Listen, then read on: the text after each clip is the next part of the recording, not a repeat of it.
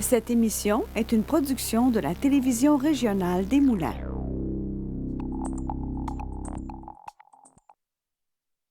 Aujourd'hui, au bulletin, Jour de la Terre, entrevue avec le Creux Lanaudière, entrevue avec la candidate libérale dans Terrebonne, Tatiana Auguste, et une toute nouvelle chronique techno.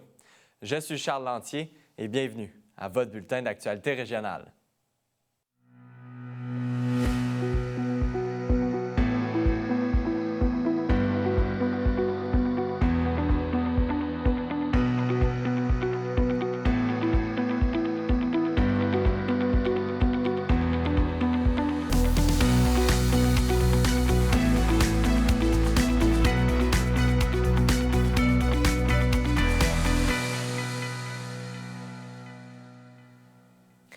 Bonjour, Mesdames, Messieurs. Dans le cadre de la Journée mondiale de la Terre, je reçois Mireille Asselin, présidente du Conseil régional de l'environnement de Lanaudière. Bonjour à vous. Bonjour, Charles. Tout d'abord, j'aimerais qu'on parle, oui, il y a plusieurs sujets de la journée de la Journée de la Terre, oui, mais premièrement, j'aimerais qu'on aborde qu'est-ce que c'est le Creux Lanaudière. Le Creux Lanaudière, c'est le Conseil régional de l'environnement de Lanaudière. C'est un organisme à but non lucratif qui existe depuis longtemps. On dépend surtout du ministère de l'Environnement. Et puis, notre but, c'est de préserver la santé des gens, donc la protection de la biodiversité, l'air, les sols, l'eau. On a une mission éducative aussi qui est très, très, très importante là, dans la région de Lanaudière. Donc, c'est ça, c'est sur l'ensemble du territoire de Lanaudière, donc du sud au nord. Quand même un gros territoire, là. C'est grand, c'est pas loin de 60 municipalités, un territoire, 7 MRC. Donc, c'est vaste et c'est varié. Parfait. D'abord, la campagne 2025 là, du Jour de la Terre, on parle beaucoup de protéger la biodiversité. Donc, j'aimerais qu'on parle de ce thème-là, en particulier pour la Journée de la Terre. Bien, la biodiversité, c'est l'air, l'eau, les sols, la vie. Donc, dans Lanaudière, on a le but de protéger 30 du territoire pour conserver notre biodiversité. Il y a des projets qui sont assez récents pour faire des corridors écologiques, pour que la faune, la flore, ça puisse circuler dans la région, du nord au sud, d'est en ouest. Et puis, une des missions principales, c'est d'aider à la préserver, donc la santé des lacs, de l'eau, de notre air, et de nos sols en particulier dans la Lanaudière. Et il y a plusieurs enjeux, notamment des enjeux plus locaux. Au niveau de la Lanaudière, on en a parlé précédemment, gestion des matières résiduelles, c'est vraiment un enjeu majeur, là. C'est un enjeu majeur parce que dans la région de la Lanaudière, on est les dépositaires de beaucoup de déchets. Donc, d'autres régions, dans tout l'est de Montréal, les déchets s'en viennent à Terrebonne. Donc, on a des sites d'enfouissement dans la région. Il y en a un à Saint-Thomas, il y en a un à Terrebonne. On a des sols contaminés aussi. C'est un enjeu qui est vraiment important. Tous ces sites-là veulent prendre de l'expansion dans les prochaines années. Puis je pense que comme citoyen, il faut être conscient d'essayer de ne pas les agrandir trop vite. Donc, on a un défi important de limiter notre consommation puis la production de déchets, entre autres. Comment ça peut commencer, cette réflexion-là, là, au niveau des citoyens de la Lanaudière? Bien, ça commence chacun chez nous. On a eu beaucoup dans les années 70, on a commencé à recycler. Ensuite de ça, il y a eu des modes de réutiliser. C'est pas des modes, c'est des modes de vie, c'est des façons. Puis on est beaucoup dans la réduction à la source actuellement pour s'en aller vers le zéro déchet. Il y a une partie des déchets qu'on a envoyés au compost. Mais je pense que parmi toutes les aires, là, le plus important, c'est le premier, donc de réfléchir à comment on consomme. Donc, je pense que si tous les citoyens s'y mettent tranquillement, pas vite, on va être capable de réduire les déchets à la source. Là, on réussit bien dans la Lanaudière, c'est avec les jeunes à l'école. On a une mission éducative. On a des formations qu'on donne aux jeunes pour leur apprendre à mieux gérer leur consommation, en faire des citoyens responsables. J'aimerais vous en parler des sols contaminés. On a beaucoup entendu parler du Stablex qui a un impact sur les résidents qui se trouvent à côté, à Blainville, mais qui va avoir aussi probablement une incidence sur les gens à Terrebonne. J'aimerais qu'on en parle, puis vous parlez aussi de sols contaminés. Il y en a ailleurs dans la région de la Naudière. C'est vraiment un enjeu, en fait. Oui, bien, les sols contaminés, ça a commencé, on n'y pensait pas tellement, hein, mais dans les années 50, les gens prenaient la vieille huile des camions puis ils mettaient ça dans la garnotte pour pas que la poussière lève. Donc, il y a beaucoup d'endroits où on a eu des stations-service, ça fait que des sols contaminés, il y en a beaucoup, puis ça a été beaucoup à cause du pétrole. Et puis, on a un défi par rapport à ça, à nettoyer ces sols-là. Aujourd'hui, on est capable d'y penser pour au moins ne pas les souiller, les sols. Puis, tous ces contaminants-là s'en vont dans les sites de déchets. Puis les lois au Québec ne sont pas très élevées par rapport à d'autres lois internationales. Qu'on parle de Stablex, par exemple, ou d'autres endroits là, dans la région où on reçoit des déchets dangereux qui ne seraient pas acceptés chez les Américains ou à des endroits. On entend parler beaucoup de ce qui se passe à Val-d'Or, mais il se passe des choses similaires dans la Naudière où on reçoit des déchets qu'on ne devrait pas recevoir. Puis il y en a que c'est des contaminants éternels qu'on enfouit dans le sol. On a des méthodes pour les conserver pour pas que ça fume, mais c'est bon 100 ans, 200 ans, 500 ans, c'est bon combien de temps pour pas que ça s'en aille dans nos sols et notre eau. Donc, on a un défi important. Puis je pense que comme citoyen, on doit poser des questions à nos politiciens là-dessus pour faire des lois qui soient plus sévères sur les contaminants. J'aimerais qu'on en parle. Il nous reste encore une petite minute, en fait. C'est de parler de la campagne électorale qui est en cours, en fait. Ouais. Est-ce que le sujet de l'environnement, selon vous, a pris assez de place? Vraiment pas. Les attentes ont diminué parce qu'il y a d'autres sujets qui ont pris la pôle avec notre ami au sud, là, qui est un petit peu fou sur certaines affaires. Donc, l'environnement a pris le bord dans les défis. Mais au niveau fédéral, il y a beaucoup de choses qui peuvent être faites au niveau de l'environnement, sur des législations, sur les matières premières, sur plein de sujets. On parle des mines, on parle de la conservation des réserves. Le gouvernement fédéral a établi beaucoup de réserves nationales. Il y a lieu d'en faire d'autres, puis ils peuvent agir autant au Québec que dans le reste du Canada. Parfait. Merci beaucoup. C'est tout le temps qu'on avait, Mme Asselin. Merci d'avoir été de passage. Donc, on se souhaite à tous une bonne journée de la Terre. Merci beaucoup.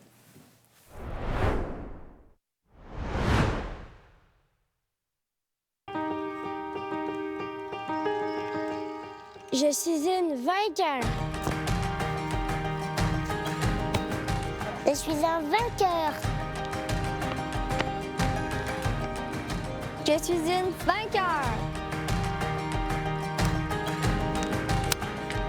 Je suis un vainqueur. Je suis une vainqueur, une membre du programme pour enfants amputés des amputés de cœur. C'est grâce à vos dons.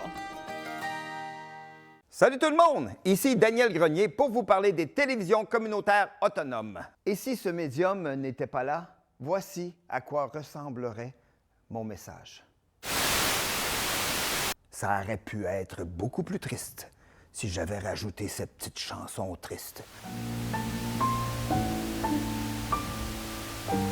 Mais bon, là n'est pas le point. Diversité de contenu, gestion indépendante locale, sans oublier une participation active à la communauté. Ensemble, encourageons les télévisions communautaires autonomes. J'ose ma télé communautaire. Du nouveau à TVRM. Regardez toute la programmation en continu sur tvrm.ca/en direct. Que vous soyez fan de musique, de culture ou d'actualité, ne ratez pas cette chance de suivre les événements et les personnalités de votre région. Rendez-vous sur le site de tvrm.ca. Consultez votre programmation, vos émissions et l'actualité dans la Naudière. Si vous désirez revoir ou si vous avez manqué un épisode, n'ayez crainte, toutes vos émissions se retrouvent sur votre site Internet. Devenez membre de TVRM, c'est contribuer au développement de sa mission et de sa communauté. Ne manquez pas votre bulletin en direct le mardi et le jeudi midi pour être informé de tout ce qui se passe dans votre région et plein d'autres émissions sur votre communauté. La télévision régionale des Moulins, pour voir et être vue.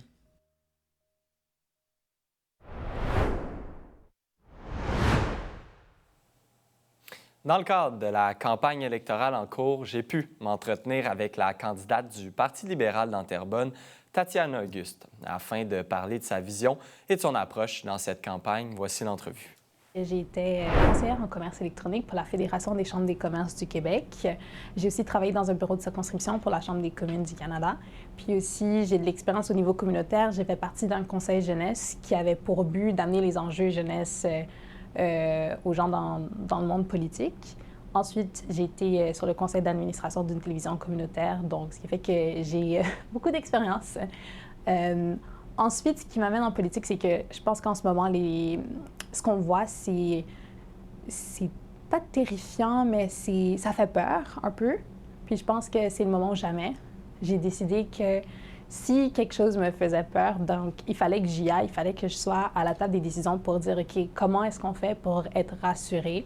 Et je pense que de faire partie de l'équipe de Mark Carney dans une crise sans précédent, c'est important. Puis c'est la personne pour rassurer tout le monde. Je me présente pour le Parti libéral parce qu'en termes de valeurs, nous avons les mêmes valeurs, les valeurs d'inclusion, de tout ça. Puis dans Terrebonne, parce que Terrebonne, c'est un endroit vraiment magnifique où il y a pas un mélange, mais beaucoup de différentes personnes, dans le sens qu'il y a des jeunes familles, il y a des jeunes, il y a des personnes âgées. C'est un beau mélange. Terrebonne, c'est dynamique, c'est en pleine expansion.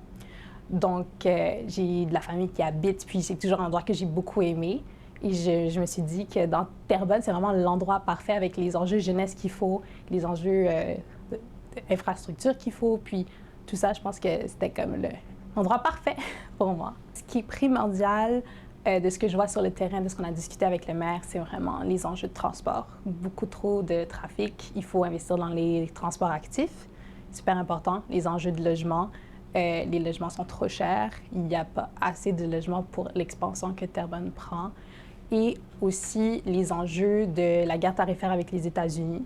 Donc, de voir comment on peut protéger les compagnies puis les gens de Terrebonne de tout ce qui se passe avec les États-Unis en ce moment.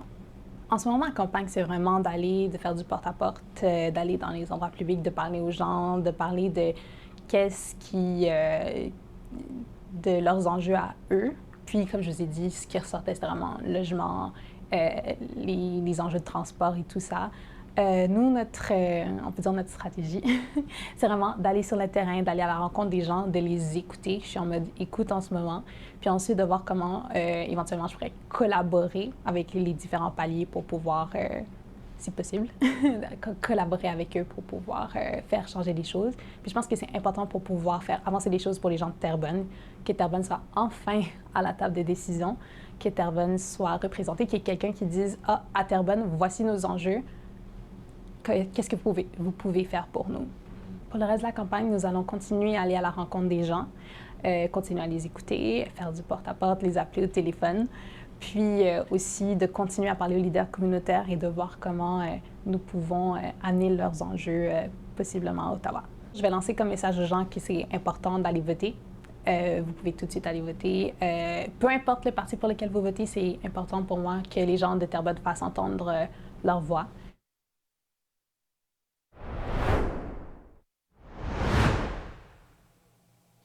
Le 26 février dernier, le conseil d'administration du Cégep de Lanaudière a procédé à la nomination de M. Jonathan Pratt et de Mme Marie-Pierre Girard, respectivement à titre de président et de vice-présidente du CA.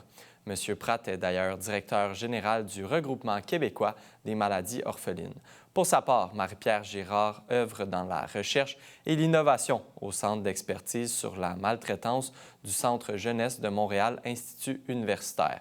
Le CA et la direction du Cégep de Lanaudière tiennent également à remercier le président sortant, M. Stéphane Dignard, qui a assurément contribué positivement à la gouvernance de l'établissement grâce à sa précieuse expertise, à son implication soutenue et à son sens du leadership. Membre du CA depuis le 28 avril 2019, il avait entamé son mandat présidence au cours de l'été 2020. Le 9 avril dernier, Loisirs et Sports Lanaudière, en collaboration avec le camp Richelieu-Saint-Côme, la ville de Saint-Charles-Borromée, la municipalité de Saint-Calix et le Musée d'art de Joliette, organisait la 10e édition du Forum Lanaudois des camps. Plus d'une cinquantaine d'intervenants en loisirs des milieux municipaux, des camps de vacances spécialisés et privés se sont réunis au centre André-Hainaut à Saint-Charles-Borromée. Cette journée avait pour objectif de créer des liens entre les milieux d'échange et d'échanger, autour de différents enjeux rencontrés par les organisations offrant des services dans le cadre des camps de vacances, des camps municipaux et autres. Ce forum a généré la création de nouveaux partenariats et a attisé le désir de travailler ensemble pour faire rayonner la région et rendre les loisirs encore plus accessibles à tous. Revenez-nous après la pause.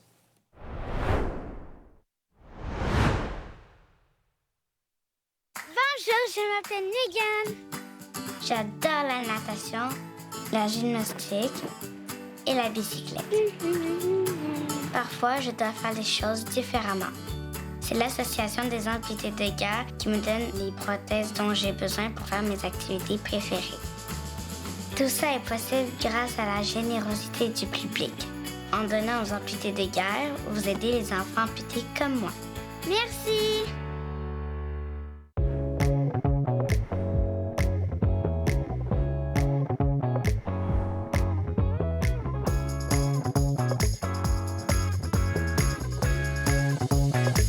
Bienvenue à Cuisine du Monde.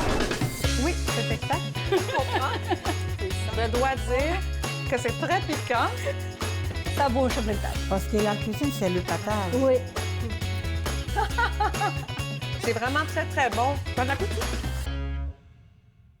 La télévision communautaire autonome parle des enjeux locaux, donne une voix aux citoyens et citoyennes en plus de faire rayonner les talents d'ici. Accessible à tous, elle appartient à la communauté et donc à vous. J'ose ma télé communautaire, mon média de proximité.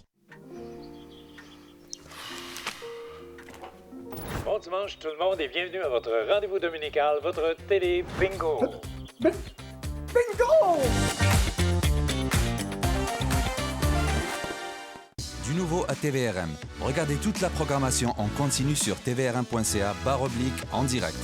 Que vous soyez fan de musique, de culture ou d'actualité, ne ratez pas cette chance de suivre les événements et les personnalités de votre région.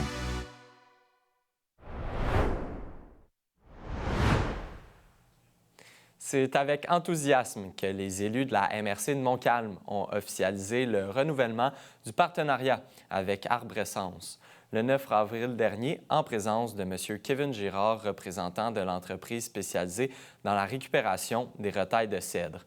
Ce partenariat permet aux citoyens de Montcalm de continuer à bénéficier d'une solution écologique, durable et entièrement gratuite pour disposer de leurs retailles de cèdre tout en favorisant leur valorisation dans un esprit d'économie circulaire. En facilitant l'accès à ce service simple et accessible, la MRC de Montcalm encourage ses résidents à poser des gestes durables, bénéfiques à la fois pour leur qualité de vie et pour la planète. À l'occasion du Jour de la Terre, la ville de Mascouche annonce la tenue de l'édition 2025 de son Rendez-vous Nature, qui aura lieu le samedi 10 mai prochain entre 9h et midi. L'événement qui se déroulera au parc du Grand Coteau, situé au 2600 boulevard de Mascouche. Les résidents et résidentes sont invités à venir récupérer gratuitement 2 caissettes de fleurs ou de plantes potagères, une vivace ainsi que du compost. Des pelles seront mises à disposition sur place. Il suffira d'apporter un contenant pour y déposer le compost. Veuillez noter qu'une preuve de résidence sera requise et que la distribution, se fera selon le principe du premier arrivé, premier servi, sans inscription préalable. Cette année, la ville de Lavaltrie a initié le projet Mère d'un jour auprès de ses 5 écoles de son territoire, dans le but de faire découvrir la démocratie municipale aux jeunes du primaire et du secondaire. Parmi les activités réalisées dans le cadre de ce projet, mentionnons notamment la visite du maire Christian Goulet dans les classes de 5e année de l'école primaire de La Source le 8 avril dernier. C'est grâce à la collaboration des enseignantes Marie-Ève Perrault et Josiane Dazé que les élèves ont participé à une expérience démocratique concrète et inspirante à l'occasion de leur cours de culture et citoyenneté québécoise. Lors de sa visite, M. Goulet a partagé son parcours, expliquer le fonctionnement d'un conseil municipal et aborder les principales responsabilités des élus ainsi que les qualités essentielles pour exercer la fonction de maire. Il a également répondu aux nombreuses questions des élèves manifestement curieux et engagés, enthousiasmés par l'intérêt des jeunes. On revient pour vous après une pause.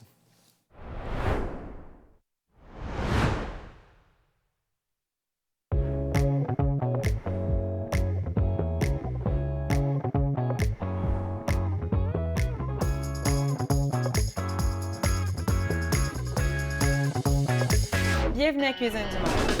Oui, c'est exact. Je comprends. Je dois dire que c'est très piquant. Ça bouge sur le table. Parce que la cuisine, c'est le patage. Oui.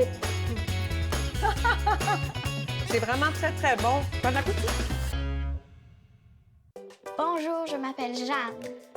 Je porte une jambe artificielle tous les jours pour marcher et courir. L'Association des amputés de guerre me donne les prothèses dont j'ai besoin pour faire du basketball, du soccer et de la randonnée en famille. Je peux faire tout ce que j'aime grâce à votre générosité. Quand vous donnez aux amputés de guerre, vous aidez les enfants comme moi. Merci. Rendez-vous sur le site de tvrm.ca. Consultez votre programmation, vos émissions et l'actualité dans l'anneau d'hier. Si vous désirez revoir ou si vous avez manqué un épisode, n'ayez crainte, toutes vos émissions se retrouvent sur votre site Internet. Devenez membre de TVRM, c'est contribuer au développement de sa mission et de sa communauté. Ne manquez pas votre bulletin en direct le mardi et le jeudi midi pour être informé de tout ce qui se passe dans votre région et plein d'autres émissions sur votre communauté. La télévision régionale des Moulins, pour voir et être vu.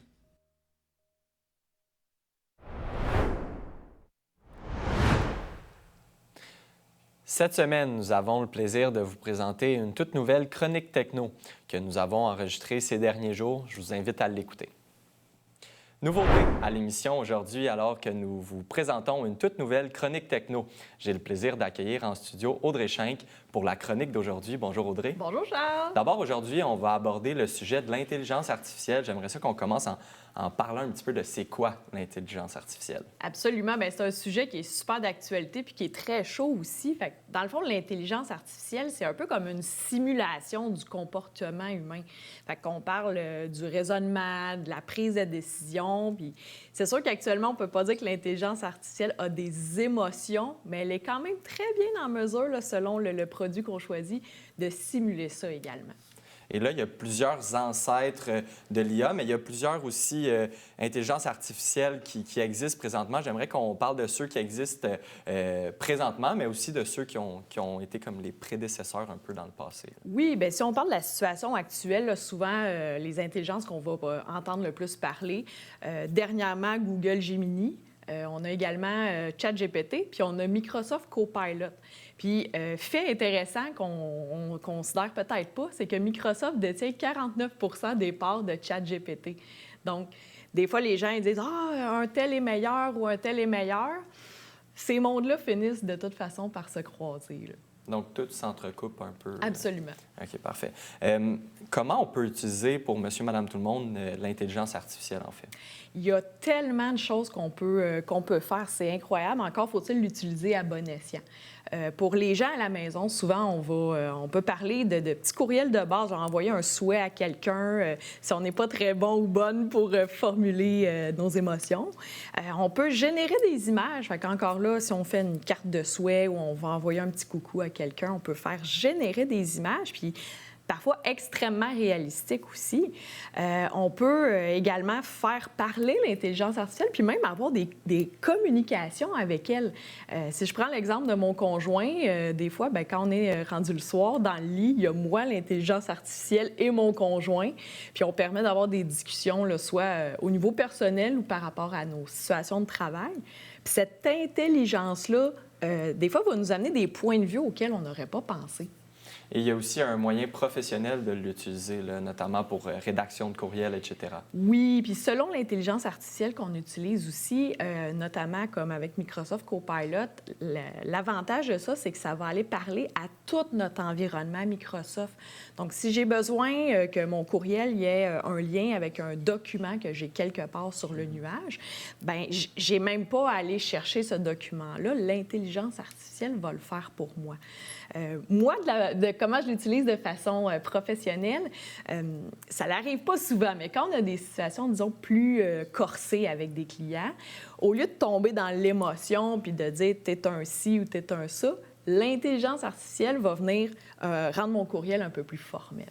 Il y a aussi le volet là, des étudiants qui sont en mesure d'utiliser un peu pour les travaux d'école, etc. là.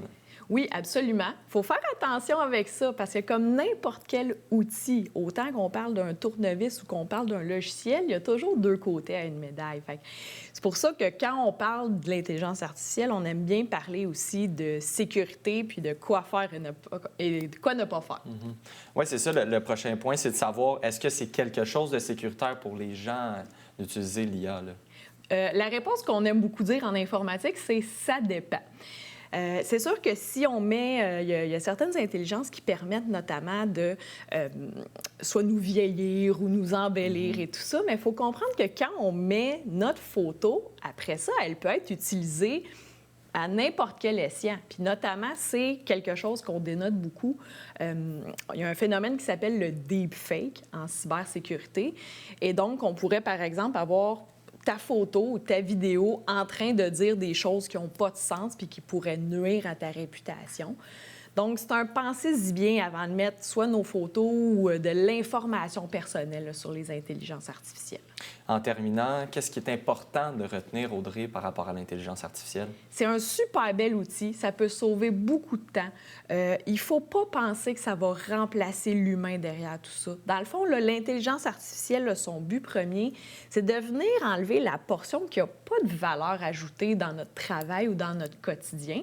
Puis pour les choses, là, justement, où est-ce qu'on a une expertise, où est-ce qu'on peut briller, en fait, là, bien, l'humain va être toujours derrière ça. Super. Merci beaucoup, Audrey, d'être de passage aujourd'hui en studio pour cette toute nouvelle et première chronique techno. Merci beaucoup, Charles.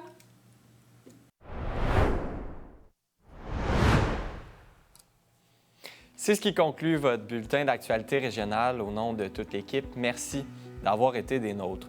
On se retrouve ce jeudi.